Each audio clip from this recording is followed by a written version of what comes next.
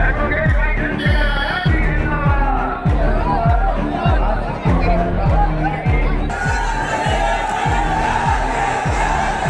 भी देश में आदिवासियों पे, दलितों पे, पिछड़ों पे, सिखों पे, जैनों पे, बौद्धिस्टों पे जिनके ऊपर ये किताब लिखी गई, जंग आजादी और मुसलमान, इन मुसलमान भाइयों पर जो अत्याचार हो रहा है, ये सरकारें रोकने में कामयाब क्यों नहीं हो रही?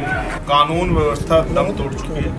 नेपाल जैसा आक्रोश भारत की जनता में है और उत्तर प्रदेश में तो बहुत बुरा हाल है। तो हमारी सरकारों को चाहिए कि वो संज्ञान ले और जिस तरह के उसके बाद लोगों में आक्रोश पैदा हुआ, कैसे आप सड़क पर नेपाल जैसा माहौल था नहीं था, आप बताओ तो ऐसा क्यों बना? क्योंकि लोगों का कानून व्यवस्था पे से सरकार पे से विश्वास हटना है। और ऐलानिया कह रहा हूं, ये तो कहते हैं कानून का राज, और मैं कहता हूं जनता का राज आएगा उत्तर प्रदेश में। इस दिन कमान आजाद समाज पार्टी के हाथ। चुनाव ईवीएम के जरिए होना चाहिए या बैलेट पेपर के जरिए?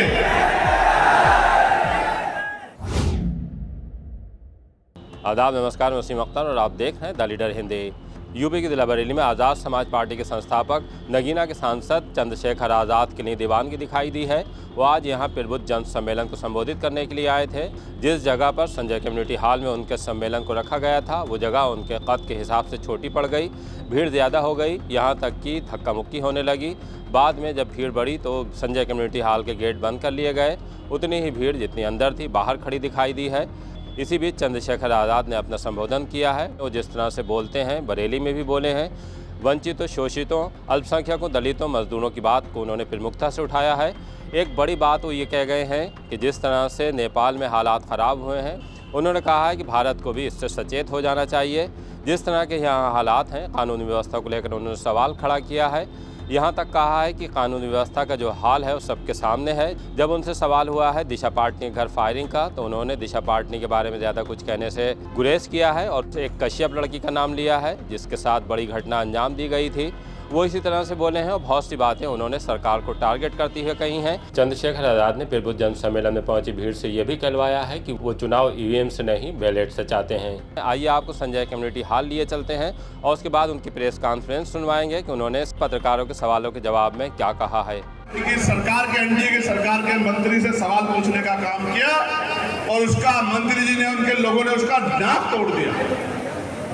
एक तरफ ये अंतर्राष्ट्रीय स्तर पर ये सरकार केंद्र की हमारी नाक कटवाने का काम करती है हमारे देश की, और दूसरी तरफ इनके मंत्री पत्रकारों का नाक तोड़ने का काम करते हैं। जैसे कंपटीशन चल रहा हो कि कौन कितना बेहतर नाक तोड़ेगा और पत्रकारों को गड्ढे में झोंकने का काम करेगा। मैं आपको विश्वास दिलाना चाहता हूं कि जब आजाद समाज पार्टी के हाथ में ताकत होगी, किसी गरीब के साथ अन्याय नहीं होगा, ना किसी की बेटी के साथ, ना उसकी जमीन के साथ, ना उसके कारोबार के साथ। और ऐलानिया कह रहा हूं, दोबारा सुनो, ऐलानिया कह रहा हूं, ये तो कहते हैं कानून का राज, और मैं कहता हूं जनता का राज आएगा उत्तर प्रदेश में जिस दिन कमान आजाद समाज पार्टी के हाथ में होगा। कैसा राज? जैसे पेरियार साहब ने कहा था कि रात को 12 बजे भी बेटियां कई किलोमीटर तक अकेले पैदल घूम के आ जाएंगी और सुरक्षित आ जाएंगी। ऐसा राज आएगा कि बहन बेटियों की इज्जत की रक्षा होगी और उनको सशक्त किया जाएगा कि वो इतनी जेब में उनका पैसा हो कि वो अच्छा जीवन जी सके और अपने सपनों को पूरा कर सके। और इसी बीच में मुझे ये भी कहना है, यहाँ महिलाएं बड़ी संख्या में इधर बैठी हैं। मैं आपसे पूछना चाहता हूं, हम बहुजन समाज को मानने वाले लोग हैं, आप ये बताओ क्या पिछड़े वर्ग के लोगों को, जिनकी जनसंख्या 1931 में 52% थी, क्या 52% आरक्षण मिलना चाहिए नहीं मिलना चाहिए? दोनों हाथ उठा के बताओ जोर से। बहुत शानदार बात। और संविधान पे जिस तरह का खतरा मंडरा रहा, हालांकि ये बहुत इंपॉर्टेंट बात आपको समझनी है कि आज हम लोग सुरक्षित हैं तो वो भारतीय संविधान की वजह से है, क्योंकि संविधान हर नागरिक को स्वाभिमान सम्मान से जीवन जीने की इजाजत देता है, उसके अधिकारों का संरक्षण करता है। ये संविधान ही है जिसकी वजह से मेरे जैसे प्राइमरी स्कूल के हेडमास्टर का बेटा आज लोकसभा का देश की सबसे बड़ी पंचायत का मेंबर है और उस पंचायत में खड़े होकर आपके हितों के लिए लगातार संघर्ष कर रहा है। प्यारे साथियों, हमारी तीसरी मांग ये थी उस प्रबुद्ध जन सम्मेलन के जरिए कि जब भारतीय संविधान ये कहता है कि जाति धर्म के आधार पर किसी के साथ भेदभाव नहीं किया जा सकता है, कोई किसी का शोषण नहीं कर सकता है, तो आज भी देश में आदिवासियों पे, दलितों पे, पिछड़ों पे, सिखों पे, जैनों पे, बौद्धिस्टों पे और बहुसंख्यक रूप से जिनके ऊपर ये किताब लिखी गई, जंग आजादी और मुसलमान, इन मुसलमान भाइयों पर जो अत्याचार हो रहा है ये सरकारें रोकने में कामयाब क्यों नहीं हो रही? इसका जवाब भी हम मांगने के लिए प्रबुद्ध जन सम्मेलन कर रहे हैं। सम्मानित साथियों, आज इतनी बुरी हालत है, जो जमीनें मिली थी पहले, उन जमीनों को लगातार छीना जा रहा है, लोगों को मारा जा रहा है, हक अधिकार की बात करने वाले लोगों को जेलों में डाला जा रहा है। अगर कोई पत्रकार ईमानदारी से काम करता है तो न्यूज चैनल का मालिक अगले दिन उसको निकाल देता है अगर वो सरकार के खिलाफ आवाज उठाता है। ये पत्रकार साथी भी इस बात को जानते हैं। आज देश में पत्रकारिता का भी गलत होता जा रहा है। तो आप यहां भी देख सकते हैं कि बड़े बड़े मेन स्ट्रीम के मीडिया से ज्यादा आज नौजवानों ने, पढ़े लिखे लोगों ने अपने हाथ में माइक उठा लिया है और वो माइक उठा के गांव की खाटी पत्रकारिता, जिले शहरों की पत्रकारिता करने का काम कर रहे हैं। और जो काम मुख्य पत्रकार मीडिया नहीं कर पा रही है, उस काम को भी करने का काम कर रहे हैं। मैं तो कई बार देखता हूं, लेकिन आज हम लोग देखते हैं कि जिस तरह से बहुत बड़े पैमाने पे कमजोर वर्गों के अधिकारों को छीनने का काम किया जा रहा है, उन अधिकारों को लूटने का काम किया जा रहा है, उन अधिकारों के खिलाफ आंदोलन चलाए जा रहे हैं, तो हमें ऐसा लगता है कि बाबा साहब अम्बेडकर के विचार को आगे बढ़ाने के लिए हमें अपने प्रबुद्ध जन सम्मेलन के जरिए समाज के पढ़े लिखे डॉक्टर, इंजीनियर, वकील, जज, प्रोफेसर, चिंतक, पत्रकार, तमाम लोगों को उनकी सामाजिक जिम्मेदारी का एहसास कराना चाहिए। और जब हम उनकी सामाजिक जिम्मेदारी का एहसास कराएंगे और वो अपनी सामाजिक जिम्मेदारी को समझेंगे, तभी आने वाले समय में ये हकवंचित समाज मुख्य धारा में आ पाएगा और अपनी गुलामी बेबसी की बेड़ियों को काटने का काम करेगा। चुनाव ईवीएम के जरिए होना चाहिए या बैलेट पेपर के जरिए? ईवीएम के या बैलेट पेपर के? दोबारा बताओ जोर से। उसको ऊपर भेज दो, गर्मी बहुत है, उसको इधर भेज दो, उसको उसकी माँ को बैठ जाएंगे। इधर भेज दो, इधर आप इधर आ जाओ, पानी पिलाओ, इधर लिया, छोटा बहुत छोटा। कोई पशु तस्कर किसी नौजवान की हत्या नहीं कर पाता। कानून व्यवस्था दम तोड़ चुकी है।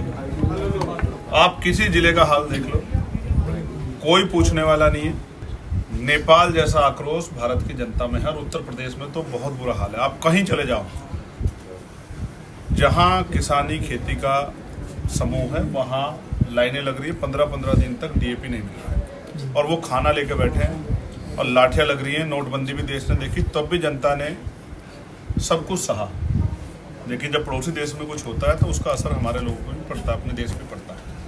तो हमारी सरकारों को चाहिए कि वो संज्ञान ले और जिस तरह के उसके बाद लोगों में आक्रोश पैदा हुआ। कैसे आप सड़क पे, नेपाल जैसा माहौल था नहीं था, आप बता, तो ऐसा क्यों बना? क्योंकि लोगों का कानून व्यवस्था पे से और सरकार पे से विश्वास हटा हुआ है। सरकार के जितने भी कार्य हैं उनमें कहीं ना कहीं राजनीति नजर आती है। उनके लिए गिरफ्तार नहीं कर पा रही, बदमाश हो रही है। इस घटना को कैसे देखते हैं? मैं क्यों देखने लगा इस घटना को? वो तो अभिनेत्री है, उनको तो शायद जो है पुलिस सुरक्षा भी दे देगी, लेकिन यहाँ तो माँ बहनों के कितने बुरे हाल हैं, आपसे छिपा हुआ थोड़ा ही है। अभी जसपुर में जो कश्यप समाज की एक बेटी के साथ जो अन्याय हुआ, मुझे तो उसको देखना है। जो अभी हरियाणा में जिस बेटी को जो है, आपको याद है मनीषा को 10-12 दिन उसको लेके आंदोलन चला, मुझे तो उन बेटियों को देखना है। और मैंने बरेली की खबर पढ़ी कि सीवर के गंदे पानी से होकर बच्चों को स्कूल जाना पड़ रहा है। और मैं समझता हूँ स्कूल जो है भविष्य का मंदिर है, उसी में भविष्य बनता है, उसी में जो है भविष्य निर्माण होता है। तो अगर जो सरकार खड्डे ठीक नहीं कर पा रही, सीवरिंग की व्यवस्था सही नहीं कर पा रही, उस सरकार को जवाब देना चाहिए। बहुत निकम्मी सरकार। आपने सड़कों की बात की, एक बात है आवारा पशुओं की बात, छुट्टा पशुओं की बात, छुट्टा पशुओं के लिए मैं सभा में भी बोला और मैंने यहाँ भी बोला कि छुट्टा पशुओं से भी बहुत नुकसान हो रहा है। एक सबसे बड़ा नुकसान है, वाकई आपने सही मुद्दा उठाया, मैं आपका धन्यवाद देता हूँ। जिस तरह से छुट्टा पशुओं के हमले बढ़े हैं, आज ही मैंने पढ़ा, कई वीडियो देखी, किसी व्यापारी को, जो बहुत फेमस व्यापारी थे किसी जगह के, उनको उठा के और उसने छुट्टा पशु ने, आजमगढ़ के शायद घटना है, नहीं बहुत इंपॉर्टेंट, आज ही मैंने पढ़ी, क्योंकि बड़े लोगों की भी जान गई है, सिर्फ गरीबों की नहीं जा रही। उन्होंने पलट दिया और मौके पे शायद उनकी डेथ होगी हेड इंजरी से। मैं आज सुबह ही पढ़ रहा था। आप समझिए कि किसी की भी जान को नुकसान हो सकता है, और सिर्फ राजनीतिक लाभ के लिए उत्तर प्रदेश सरकार ने जिस तरह की छूट दी है छुट्टा पशुओं को, उसका खामियाजा आम जनता को भुगतना पड़ रहा है। सरकार को अपने फैसले पुनर्सोचना चाहिए। अच्छा सांसद जी, बहुजन युवाओं में असंतोष की भावना है, उसको कैसे दिशा देना चाहोगे? नहीं, वो दिशा दे रहे हैं। हमारे यहाँ बहुत ट्रेनिंग प्रोग्राम होता है। आप देखो बहुसंख्यक रूप से आज जितने लोग अंदर थे उससे कई गुना लोग बाहर थे। अच्छा, लेकिन क्या एक पत्ता हिला? मैं डिबेट नहीं कर रहा हूँ, आपने एक सवाल कर दिया, आप जवाब सुनो, पत्रकार बनो, डिबेट मत करो। इतने भीड़ ने भी कितने अनुशासन ढंग से कार्यक्रम को सफल बनाया, ये इस बात का उदाहरण है कि आजाद समाज पार्टी भीम आर्मी का नौजवान अपने लक्ष्य को निर्धारित करके आगे बढ़ रहा है। सांसद जी, अभी आपने मुसलमानों के अपमान की बात कही थी उत्तराखंड में, बसपा की जगह क्या आपने ले ली? दलितों के चेहरा बनकर उभरे हैं आप उभरे हैं। नहीं, ये बात आप कह सकते हैं, आप जनता के बीच में रहते हैं। खाली मैं सिर्फ दलितों की राजनीति नहीं करता। इस देश में ये चरित्र है कि वो जाति के आधार पे, आप ऐसा कभी मुख्यमंत्री को क्यों नहीं पूछते कि वो राजपूतों के नेता हो गए हैं क्या? आप पाठक जी को क्यों नहीं पूछते कि क्या वो ब्राह्मणों के नेता हो गए क्या? लेकिन मैं क्या करूं, मेरी काबिलियत जो है, मेरी जाति इस पे हावी है, मेरी जाति मेरी काबिलियत पे हावी है, इसलिए मुझे आप दलितों का नेता साबित करना चाहते हैं। मैं एनआरसी में 28 दिन मुस्लिम भाइयों के लिए जेल रहा, वक्त पे मैं सबसे ज्यादा मजबूती से आंदोलन कर रहा, किसानों के लिए 13 महीने में प्रोटेस्ट में रहा, 69 शिक्षक भर्ती में 5 दिन उनके बीच में रहा, और अभी गुलदार के हमले से बचाने के लिए 2 दिन लोगों के लिए संघर्ष करता रहा। फिर भी अभी मुझे समय लगेगा आपको इस बात को समझने की मैं एक व्यक्ति हूं और जो लोग संविधान के मूल्यों के लोगों के लिए लड़ रहा है, तो हर कमजोर वर्ग के लिए खड़ा है। और जनता, आज जो लोग आए हैं, जो मेरा परिवार है, वो इस बात को आपके सामने स्पष्ट करेगा गाजीपुर में किस तरह का विश्वास, पुलिस की पिटाई से मौत हो गई, किस तरह का विश्वास जनता के अंदर आजाद समाज पार्टी के संघर्ष से पैदा हुआ। गाजीपुर में पुलिस की पिटाई से मौत हो गई है। आप मुस्लिम इतिहास की बात करते हैं, उत्तराखंड में मदरसा बोर्ड का खत्म कर दिया गया है, उस पर क्या है? मैं फिर आपसे कह रहा हूँ, ये सरकार मदरसा बोर्ड नहीं खत्म करेगी तो और क्या खत्म करेगी? आप बताओ, आप इस सरकार से उम्मीद क्या कर सकती है? आज के समय में हिंदू मुस्लिम राजनीति का जो केंद्र बन गया है वो उत्तराखंड बन गया है। वहां से यूनिफॉर्म सिविल कोड पे भी चर्चा होती है, जिसका राइट जो है केंद्र को है, और वहां से मदरसा बोर्ड भी खत्म किया जाता है। अभी तो बहुत कुछ देखना बाकी। यही सरकार है जो कह रही थी कि मदरसे में पढ़ने वाले बच्चों को हम लोग लैपटॉप देंगे, हम लोग इनको डॉक्टर इंजीनियर IAS IPS बनाएंगे, लेकिन अब क्या हुआ, इसका जवाब भी सरकार को देना चाहिए। गाजीपुर में भाजपा कार्यकर्ता की पुलिस की पिटाई से मौत हो जाती है, ABVP कार्यकर्ताओं पे लाठीचार्ज होता है, इसका जवाब मुझसे काहे को मांग रहे हैं? आप मुख्यमंत्री से क्यों नहीं मांगते कि अगर उनकी सरकार में भाजपा कार्यकर्ता थाने पीट के मर जाता है या फिर ABVP के कार्यकर्ताओं को पीटा जाता है, तो इसका जवाब आप मुख्यमंत्री से मांगे। बीजेपी के यहाँ बहुत बड़े बड़े नेता रहते होंगे, मंत्री रहते होंगे, उनसे पूछें। आप ऐसे पूछें जैसे मैं मुख्यमंत्री हूँ कि भाई मुझे कार्रवाई करनी है। मैं मुख्यमंत्री होता तो किसी की हिम्मत ही नहीं होती कि किसी कार्यकर्ता को थाने में पीट देते या मार देते। एक मिनट, आप एक सवाल पूछ चुके, अब इनको पूछ लेना। हम मौन है? 50 लोगों की जान अगर मायने रखती तो बड़ी कार्रवाइयां होती। रेस्क्यू सेंटर बनाने का वादा किया था, जब तक नहीं बना। और 8-8 साल के बच्चे, भाइयों, मीडिया के भाइयों, सारे पुरुष पत्रकार भाई हैं, आपके भी परिवार होंगे, आपके बच्चे होंगे। आप सोचिए, अगर एक नखून भी लगता है, एक सुई भी लगती है, तो कितनी तकलीफ होती है अपने बच्चे को। और जहां गुलदार उसके चिथड़े उड़ा दे रहा है, वो बच्चा भी इनको नहीं मिल पा रहा, तो हाथ अलग, पैर अलग, गर्दन अलग। आप समझिए वो परिवारों पर क्या बीतती होगी। इसलिए मेरे साथ साथ आपको भी इस आवाज को उठाना चाहिए जोर शोर से कि सरकार का संज्ञान ले। और गुलदारों को, मैं गुलदारों के भी खिलाफ नहीं हूं, लेकिन गुलदार जब गांव में आ जाए, घर में घुस जाएगा, तो अपनी जीवन रक्षा करना हर व्यक्ति का अधिकार है।